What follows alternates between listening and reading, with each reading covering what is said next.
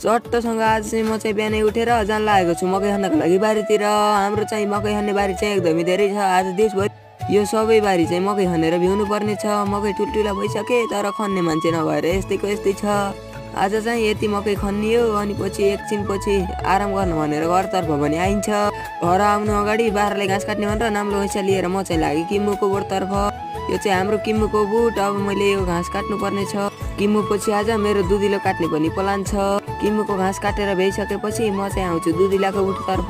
यो चाहिँ हाम्रो दुधिलाको बुट। अनि घाँस काटेर म चाहिँ आउँछु घरतर्फ आउने बेलामा हाम्रो चाहिँ एकदमै मौसम पनि बिग्रेको थियो। पानी आउला आउला जस्तै गरेर गर्जी पनि रहेको थियो।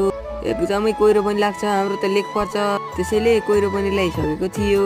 पानी पर्नु अगाडि म घर जान्छु भनेको त बाटैमा आरू पाकिरहेको रहेछ। अनि पछि आरूसारू खाएर घर आएर म चाहिँ केटालाई आटो दिन लागेँ। आटो दिएपछि खोराइदिएँ। भिडियो मन परेमा